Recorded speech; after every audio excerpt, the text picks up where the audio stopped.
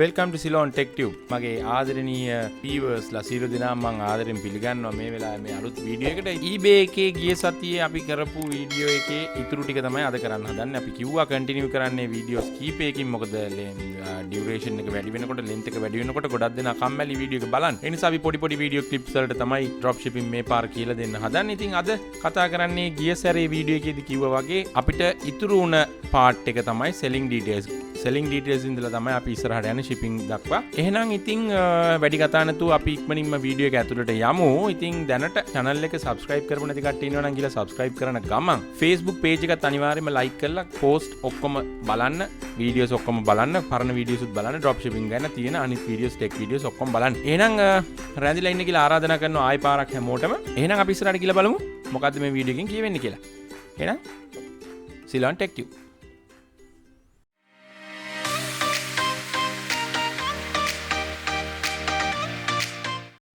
ඔන්න එහෙනම් ඔන්න වීඩියෝ එක ඇතුළට අපි අරගෙන ආවවාලව අද බලන්න තියෙන්නේ එතකොට මතක හැටියට ඔයාලට මතකයි selling details ගැන තමයි බලන්න තියෙන්නේ. ඉතින් selling details ගැන කතා කරනකොට ඔයාලගේ listing එකේ විශේෂම තැන තමයි මෙතන. ඒ කියන්නේ ඔයාගේ price එක කොයි විදිහටද වෙන්නේ, item එක විකුණන price එක. එතකොට එතනින් ගියාම ඔයාගේ shipping පැත්ත කොයි විදිහටද වෙන්නේ, ඒ සියලු දේවල් මෙතන තමයි detail wise කතා කරන තැන. right? ඉතින් selling details ගැන කතා කරනකොට ඔයාට පේනවා මේ listing එකේ අනිවාර්යයෙන්ම මෙන්න මේ star marks දාලා තියෙන ඒවා අනිවාර්යයෙන්ම compulsory fields. හරිද? ඒවා අනිවාර්යයෙන්ම ඔයා fill කළ යුතුමයි. right? ඉතින් අපි බලමු පළවෙනි එක format එක.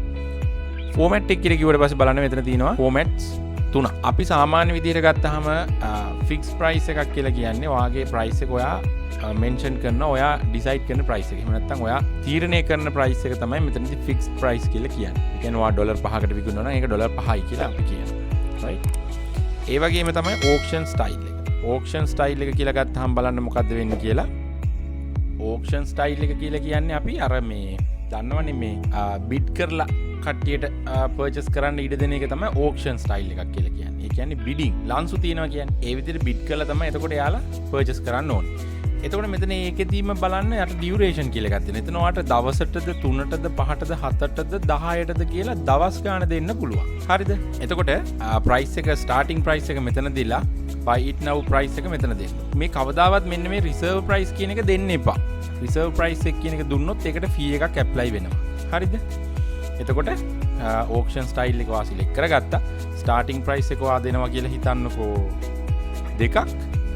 buy it now price එක ඔයාට දෙන්න පුළුවන් 130කට වඩා වැඩි ගාණක්. ඒ කියන්නේ 2.60ක් වගේ. එහෙම තමයි ඔයා එතනදී මේ buy it now price එක දෙන්නේ. right? එතකොට අනිත් එක classified ad.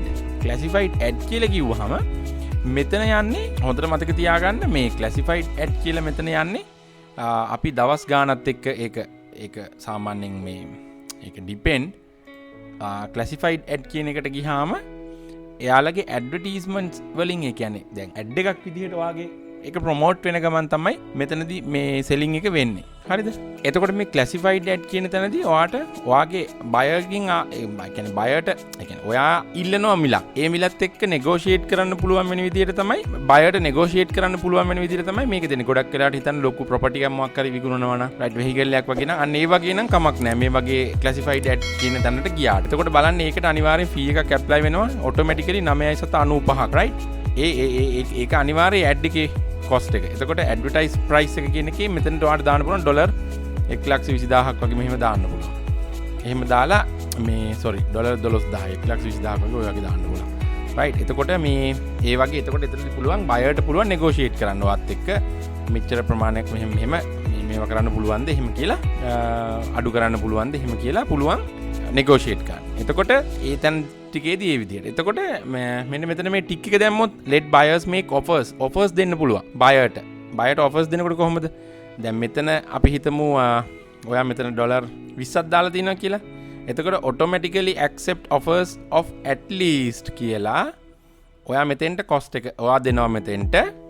අපි හිතමු ඔයාට අනිවාර්යෙන් අඩුම මේකට 19ක්වත් ඕනේ.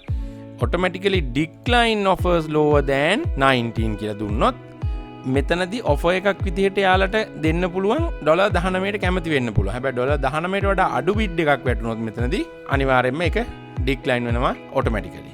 හරි? එතකොට පහලට එනකොට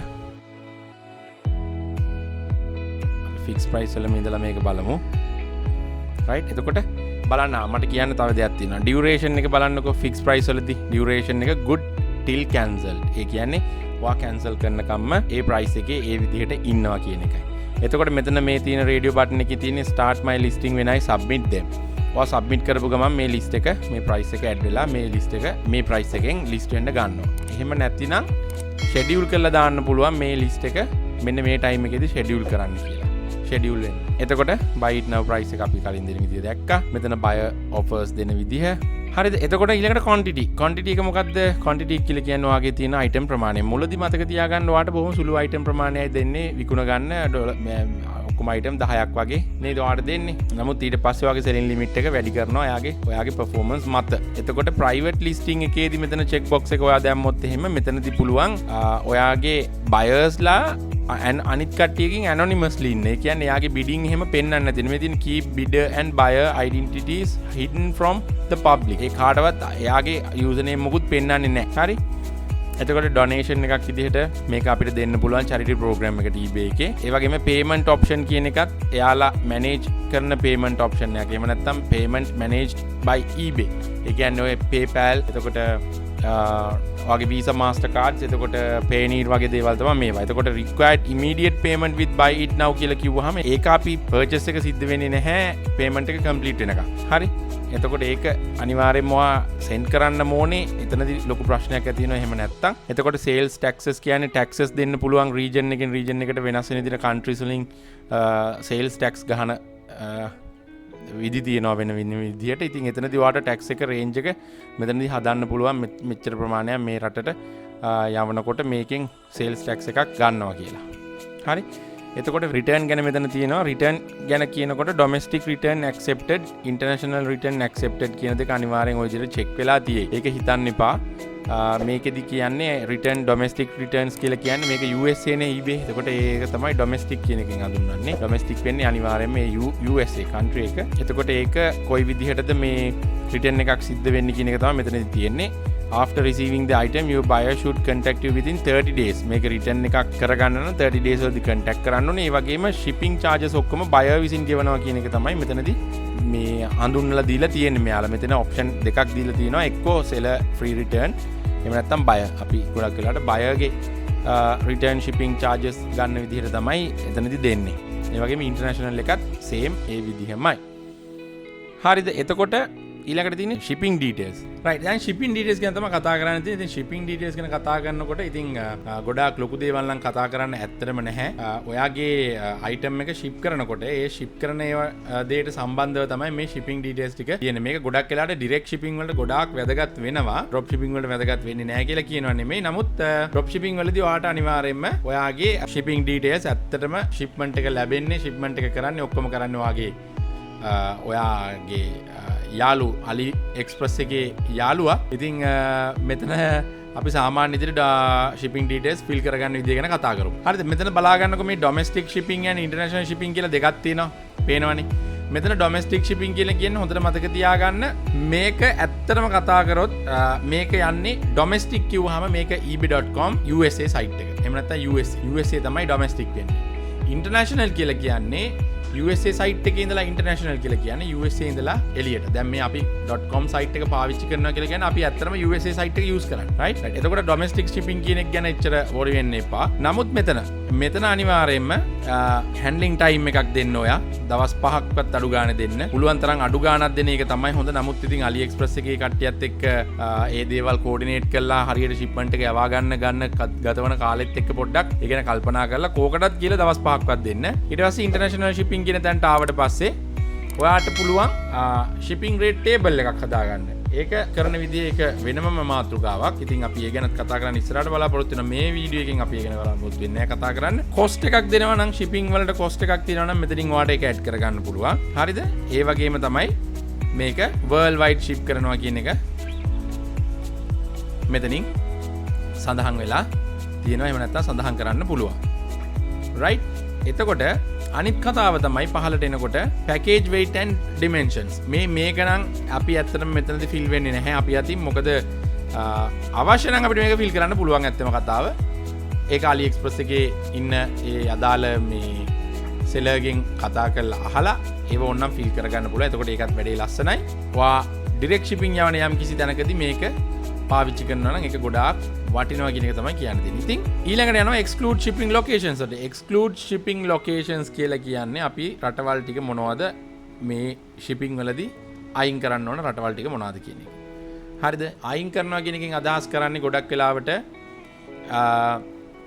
අපි ඒ විදිහට අයින් කරන්න හේතු වෙන්නේ සමහරලාට ඒ රටවල් වල තියෙන shipping cost එක වැඩි. ලංකාවෙන් ship ඒ කියන්නේ චයිනා වලින් ship කරනකොට ඒ අදාළ රටවල් සමහර රටවල් වල shipping cost එක වැඩි.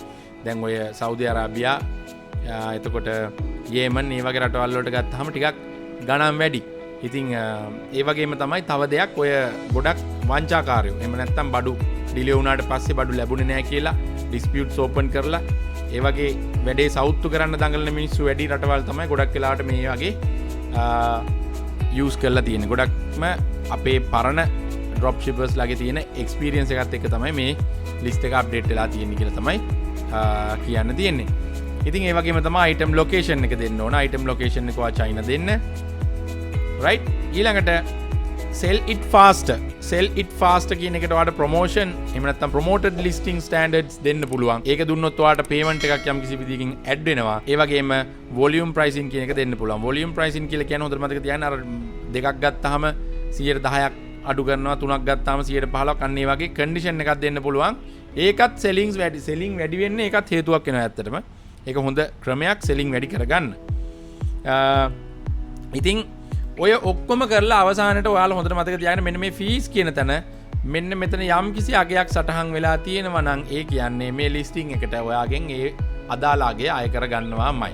ඒ නිසා හොඳට බලන්න listing එක කරන්න කලින් අනවශ්‍ය තැන්වලට ඔයා ටික් දාලා තියෙනවද කියලා. මම example එකක් විදිහට මේ පරණ අපේ listing එකෙන්ම කියන්නම්. මෙන්න මේ stand out with the bold title in search result කියන එක දැම්මොත් අනිවාර්යෙන් ඔයාට මෙන්න මේ විදිහට $4ක් add වෙනවා. right? ඉතින් ඒ වගේ දේවල් තියෙනවද කියන එක චුට්ටක් double check කරගෙන listing එක submit කරන්න.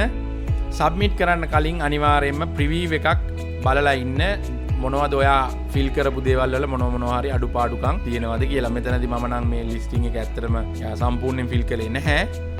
නමුත් හරිම ලේසි ඔයාලට මේ දේවල් ෆිල් කරගන්න ඉතින් මේ වීඩියෝ එකේ නැති වුණාට කලින් වීඩියෝස් වලදී මම මේවා ෆිල් කරපු විදිහ කියලා දුන්නා. මේ වීඩියෝ එකේ මම මේක සේව් කරලා නැති නිසා මට මේකෙදි පෙන්නන්නේ නැත්තේ. ඉතින් ඊට පස්සේ ඔයාලට පුළුවන් මේක list item කියලා කියන්න. ඔයා යම් කිසි අවස්ථාවකදී ඔයාගේ listing එක කර ඉන්න ගමන් ඔයාලට වෙන මොනවා හරි වැඩකට යෙදෙන්න සිද්ධ වුණොත් ඉන්නේ ඔයා මේක save as draft කියලා කියන්න පුළුවන්. එහෙම නැත්නම් ඔයා මේ tab එක close කරපු තැනදී අනිවාර්යයෙන්ම මේක automatically draft එකක් විදිහට save කරගන්නවා.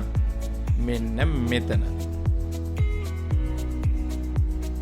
මෙතන draft කියන තැන යා ඒක draft එකක් විදිහට save කරගන්න. හරි. ඉතින් යාළුවනේ ඔන්න ඕම තමයි eBay listing එකක් කරන්නේ.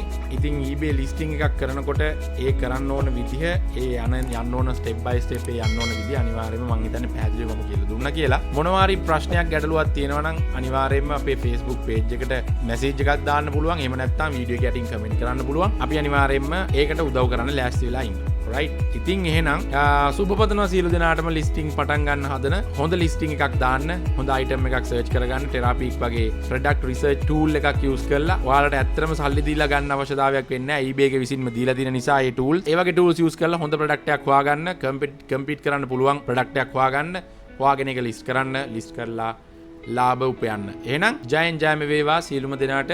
වැඩේ හොඳට කරගෙන යන්න. ප්‍රශ්න තියෙනවා නම් අහන්න. එහෙනම් අද මේ වීඩියෝ එකෙන් අපි සමුගන්නවා. අපි ඉස්සරහට තවත් වීඩියෝ එකකින් හම්බ වෙනකන් දැනට ගිහින් එන්නම්.